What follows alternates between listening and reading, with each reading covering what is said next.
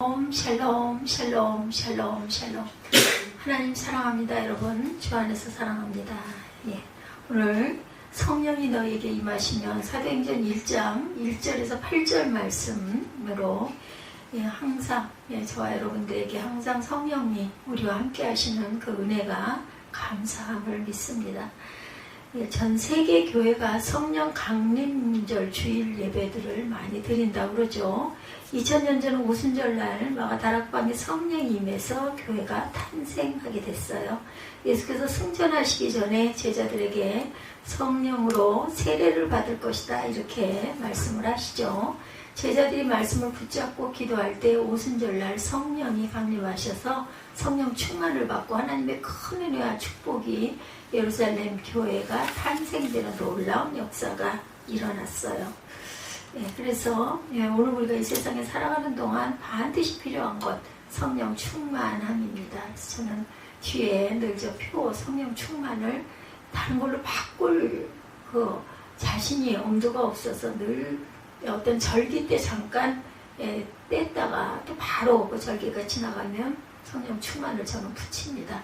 예수를 믿는 것으로 절대 우리가 멈춰서는 안 되겠죠. 예수 믿고 그 다음 단계 성령 충만의 단계로 우리가 항상 올라갈 때 우리 문제 속에서 어려움 속에서 항상 세상 속에서 승리하는 삶을 살아갈 수 있게 되죠.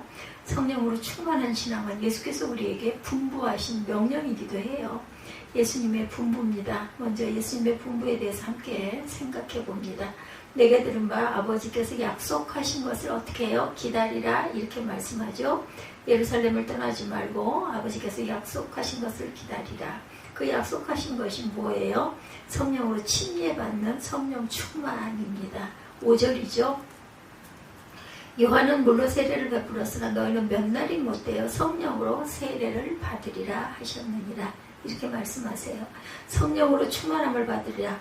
하나님께서 일찍이 요엘 선지자를 통해 마지막 때 만민에게 모든 사람에게 남녀노소 빈부 격차 차별 없이 성령을 부어주신다라고 말씀하셨어요. 요엘 2장 28절입니다. 그 후에 내가 내 영을 만민에게 부어주리니 너희 자녀들이 장래 일을 말할 것이며 너희 늙은이는 꿈을 꾸며 너희 젊은이는 이상을 볼 것이며. 하나님 아버지께서 약속하신 성령의 충만함은 모두가 다 받게 되어 있다라는 거죠. 우리가 그래서 늘 소원하고 사모하고 성령님 오시옵소서 하고 구해야 합니다. 성령 충만 받아서 세상을 변화시키는 위대한 하나님의 사람들로 쓰임받게 되시기를 주님의 이름으로 축복합니다. 성령의 충만함을 받으면 우리 마음 가운데 주님께서 거룩한 꿈을 비전을 주시죠. 우리의 사명을 깨닫게 해주세요. 거룩한 꿈을 부여잡고 믿음으로 전진하게 만들어주셨어요. 내 삶의 문제와 어려움과 고통을 바라보지 말고 성령 충만함을 받고 주님께서 주신 꿈과 비전을 가지고 약속의 말씀을 굳게 잡고 믿음으로 나아갈 때 반드시 저와 여러분에게 좋은 일이 일어날 것입니다. 이것이 주님께서 우리에게 분부하신 것이에요. 성령의 충만함을 받으라. 성령의 충만함을 받으면 우리 마음에 꿈, 비전이 심어지고 그것으로 인해서 우리에게 항상 기쁨과 감사가 차고 넘치게 될 것이라는 거죠. 두 번째, 하나님의 때를 또한 기다릴 줄 알아야 합니다. 성령 충만이 그냥 주어지는 것이 아니라 우리에게 성령 충만을 주실 때까지 주님의 때를 기다려라. 하나님의 때를 기다릴 것에 대해서 성경의 4절에 말씀하죠. 사도와 함께 모이사 그들에게 분부하여 이르시되 예루살렘을 떠나지 말고 내게서 들은 바 아버지께서 약속하신 것을 기다리라. 기다리라고 그러세요. 예루살렘에 떠나지 말고 아버지께서 약속하신 것을 기다려라. 그들은 그곳을 속히 떠나기를 원해요. 그죠? 예루살렘을 떠나지 말아라. 예루살렘을 예수님이 붙잡혀서 고뇌에서 재판을 받고 십자가에 달리셨기 때문에 예수님을 믿고 따르는 자들에게도 피해가 임할 것을 생각해서 그들은 불안해. 그래서 그것을 떠나기를 원했을 건데 떠나지 말라고 그러세요. 그죠? 문을 닫고 그들은 두려워 떨며 숨어 있습니다. 근데 주님이 말씀하시기를 떠나지 말아라. 우리가 어떠한 환난과 핍박이 다가온다 할지라도 은혜 받은 자리를 떠나서는 안 된다는 거죠. 때때로 우리가 시험에 들기도 합니다. 신앙생활 하다 보면 힘들고 어려운 일을 또한 당하기도 합니다. 대부분 사람을 통해서 이런 힘들고 어려운 일들, 또한 그 문제들이 나타나죠. 그렇다고 해서 그 사람에게 받은 상처 때문에 꼴 보기 싫다고 자리를 떠나면 안 되는 거죠. 그럴수록 자리를 지켜야 된다. 믿음으로 자리를 지킬 때 하나님께서 믿음이 자라게 하시고 큰 은혜와 축복을 내려주실 것이다. 주님이 때가 올 때까지 기다리면서 참고 기다리면 반드시 좋은 일이 일어날 것이다. 우리 한 사람 한 사람을 향한 주님의 거룩한 계획들이 있죠. 하나님의 때가 반드시 있다는 것, 그 때를 바라보며 믿음으로 전진해 나가야 된다. 기도하면서 철저히 준비하면서 믿음으로 전진해 나아갈 때 하나님의 축복이 임하게 될 것이다. 사람들은 기다리지 못해서 참지 못해서 늘 실수를 합니다. 하나님의 때가 올 때까지 기다린다고 하는 것은 우리 모두 믿는 사람들이 근본적으로 갖춰야 될 신앙의 자세라는 것을 절대로 잊어버리지 말아야 되겠어요.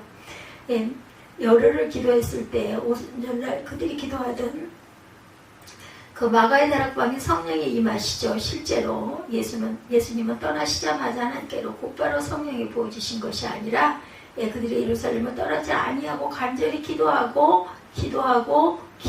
가운데 열흘을 기도했을 때 오순절날 그들이 기도하던 마가의 다락방에 성령이 임하셨다라는 거. 뭐 했을 때? 기도하고 기다렸을 때. 그들은 간절히 모여 기도했어요. 1장 14절에 여자들과 예수의 어머니 마리아와 예수의 아우들과 더불어 마음을 같이하여 오로지 기도에 힘쓰더라.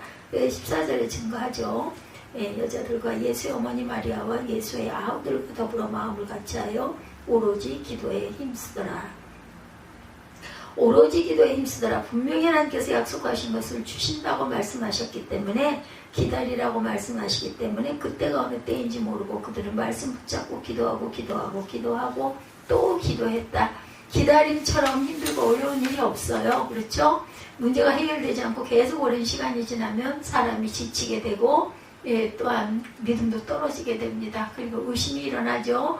그리고 불안해지죠. 미국에서 교회를 섬기시던 분의 부모님이 계셨는데 그 아이를 데리고 기다렸는데 아이가 생기지 않더래요.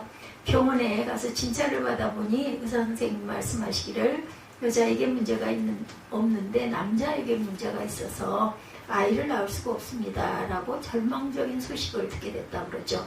근데 그들은 믿음의 사람들이었어요. 그 얘기를 듣고 포기하지 않았대요. 그분들은 한국에 목사님이 돌아오셔서 17년 만에 아이를 낳았다는 얘기를 듣고 목사님이 하나님이 우리 하나님이시니까 나에게도 응답이 다가올 것이다. 기적이 다가올 것이다 라고 믿고 기도했다고 합니다.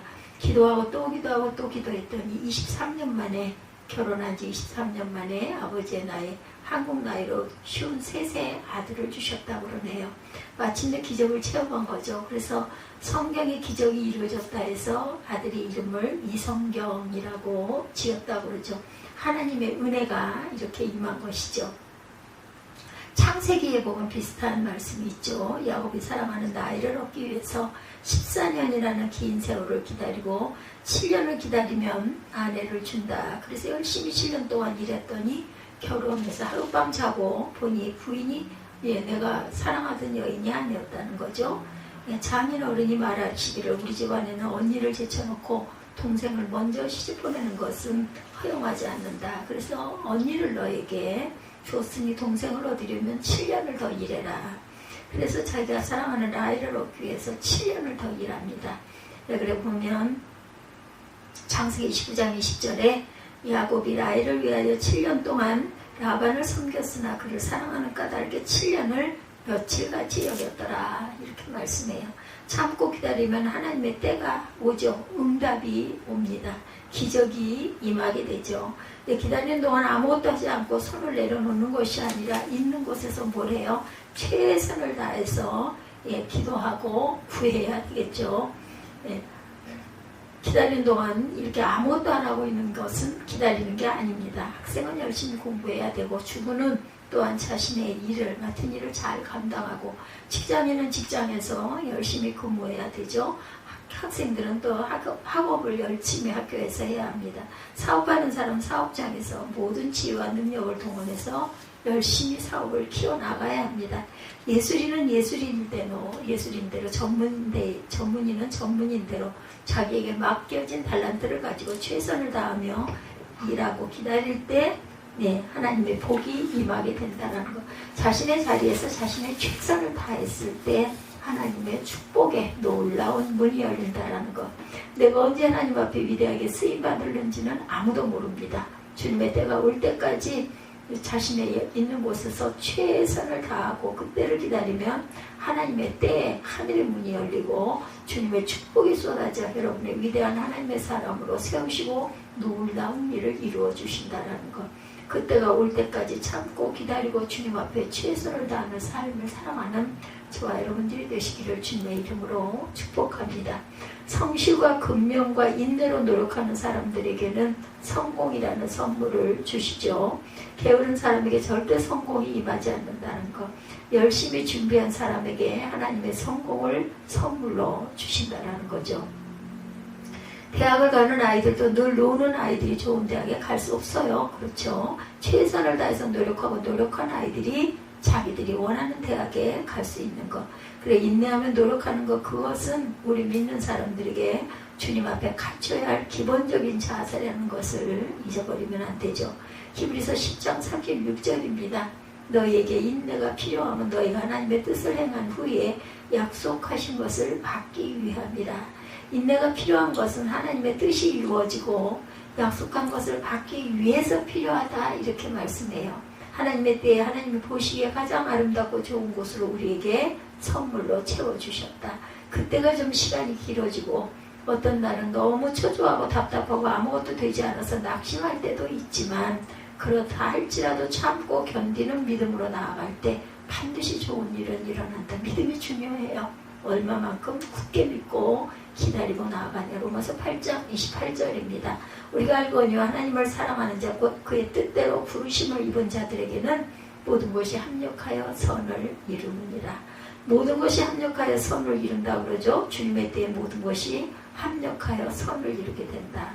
그동안 잘 되지 않고 어려움이 다가오고 실수를 반복하고 실패의 경험이 있고 많은 상처와 고통과 괴로움이 있다 할지라도 이 모든 것이 어우러져 합력하여 선을 이루게 되고 위대한 하나님의 역사가 우리 삶 가운데 펼쳐지게 된다. 이러므로 우리는 예수 믿는 사람들에게 실패가 아니라는 것, 절망이 아닌 것이죠. 실패와 절망은 더 나은 미래를 향하여 나아가는 하나님의 과정에 불과하다. 참고 견디고 믿음으로 나아가면 반드시 좋은 일이 저와 여러분에게 일어날 것입니다. 그리고 또한 세 번째로 성령 충만한 신앙을 가져야 되겠죠. 이러한 하나님의 축복을 받기 위해서 우리에게 필요한 것이 주님의 때를 기다리며 성령 충만을 받는 거예요. 성령 충만의 신앙의 모든 불가능을 가능케 만드십니다.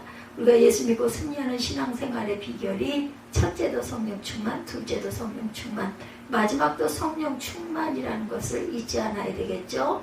사도행전 1장 5절입니다. 요한은 물론 세례를 베풀었으나 너희는 몇 날이 못되어 성령으로 세례를 받으리라 하셨느니라. 이렇게 말씀하고 있습니다. 침례가 뭐예요? 세례가 무엇입니까?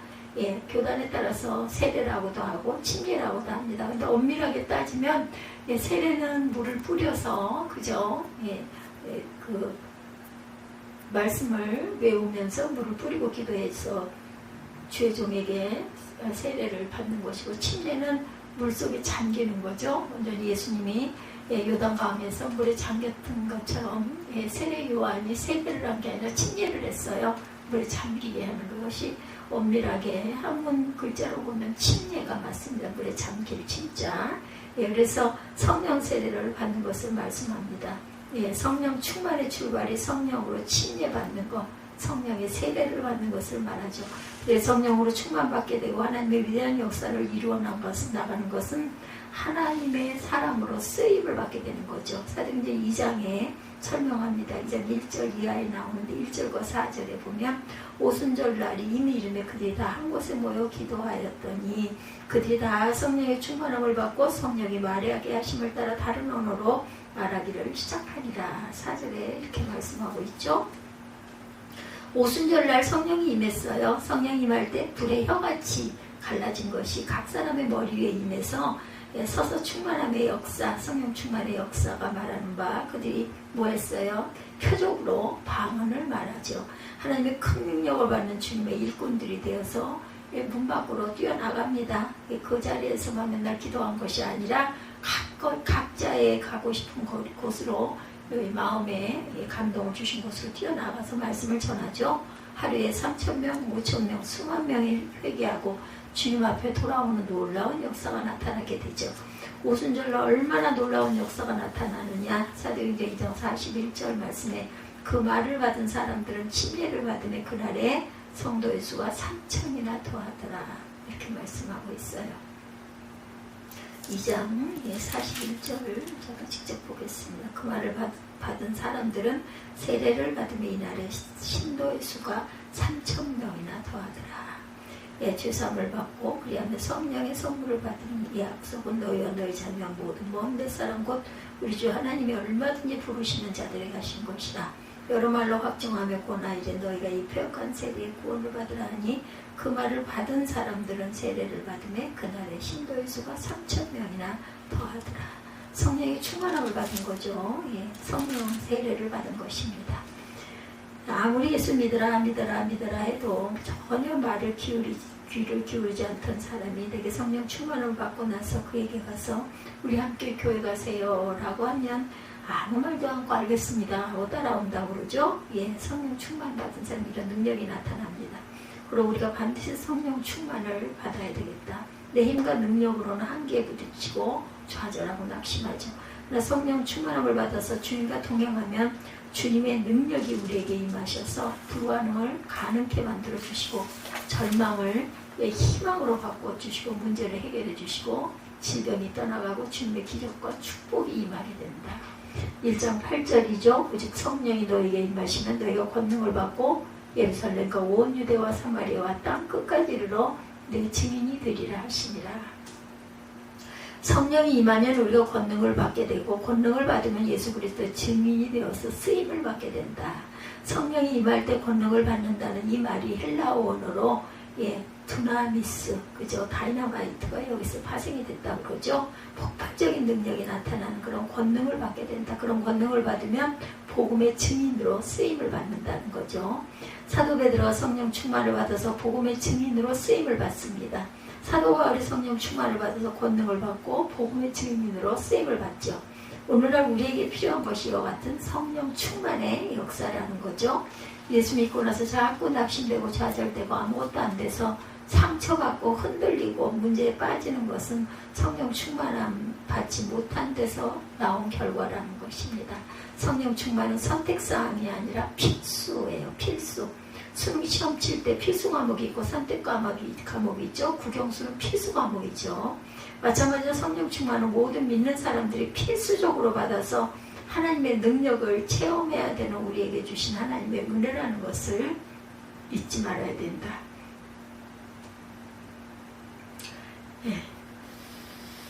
성령 충만은 한 번 받고 끝나는 것이 아니라는 것, 일회성이 아니라 계속 반복되어져야 되기 때문에 성령 충만, 재충만 계속 받아야 되죠. 자동차에 휘발유를 넣어서 몇 달 동안 계속 그대로 타고 다닐 수가 없어요. 기름이 떨어지면 다시 또 기름을 주입해야 되죠. 똑같습니다. 바쁜 일상 속에 성령 충만의 역사가 소멸되어지면 다시 또한 충만을 받아야 됩니다. 충만받고 충만받아야 되겠죠. 그래서 5장 18절에 바울이 권면하죠. 술 취하지 말라 이는 방탕한 것이니 오직 성령의 충만함을 받으라. 아멘.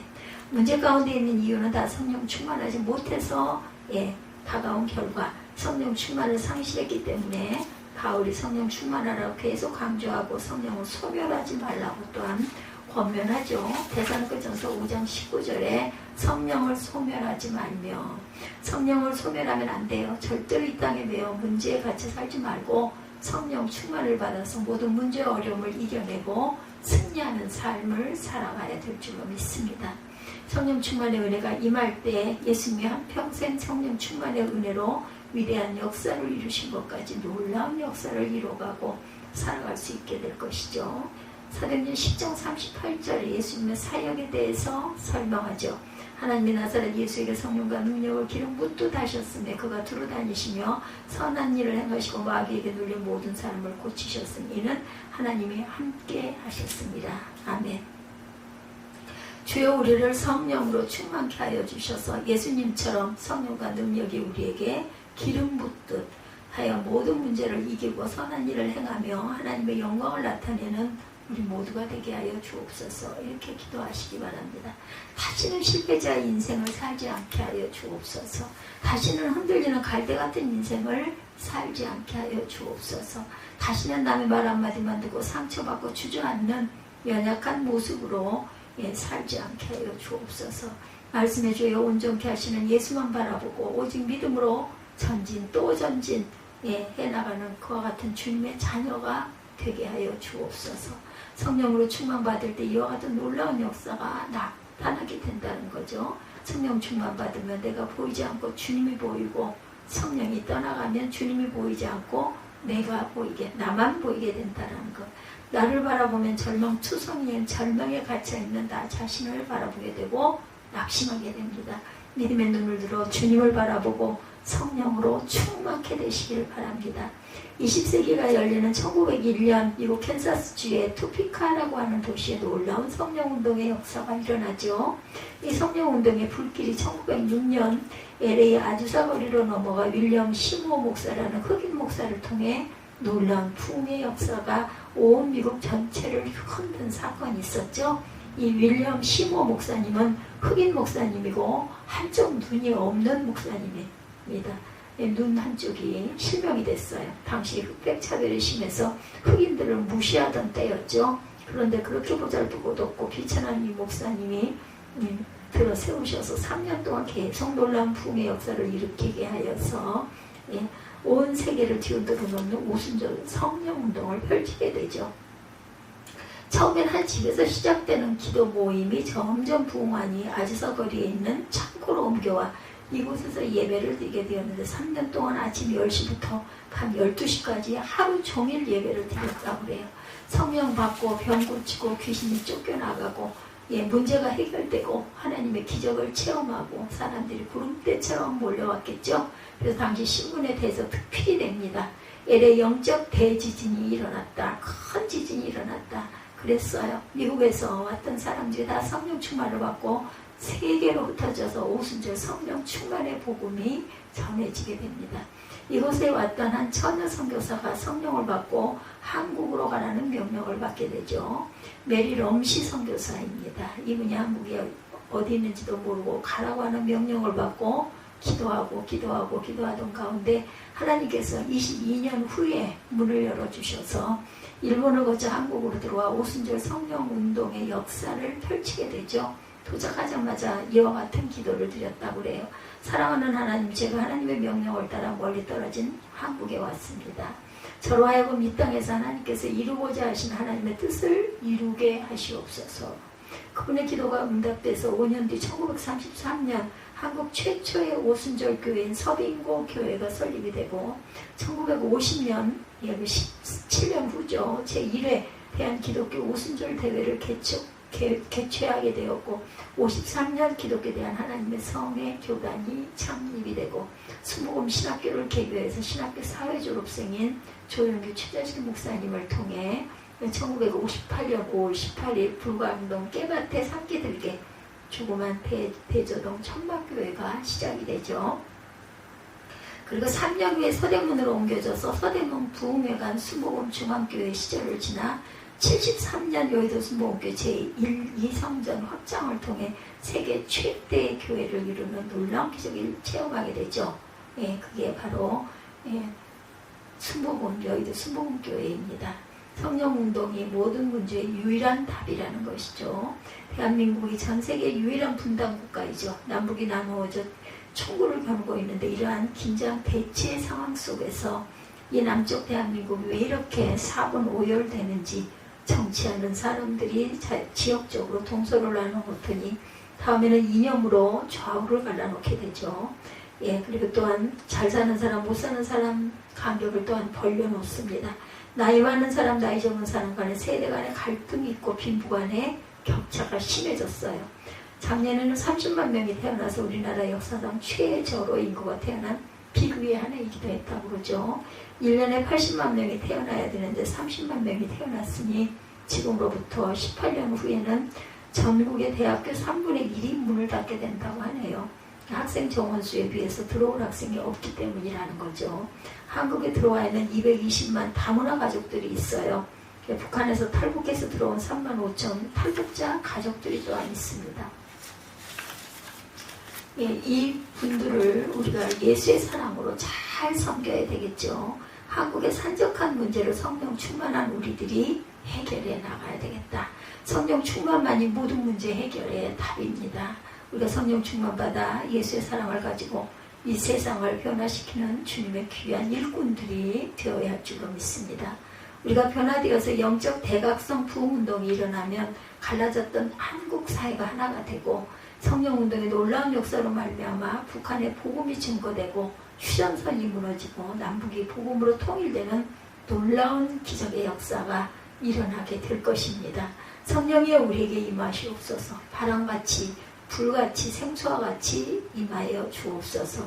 오늘날 우리에게 필요한 것은 첫째도 성령 충만, 둘째도 성령 충만, 마지막도 성령 충만입니다. 성령이여 내게 임하시옵소서. 그동안 성령으로 충만하지 못했던 우리 자신을 철저히 회개하고 성령 충만을 받아서 한국 사회가 변화되어 나가고 위대한 하나님의 사람으로 쓰임받게 되기를 그리하여 말씀으로 남북이 통일되는 축복이 임하기를 주님의 이름으로 축원합니다.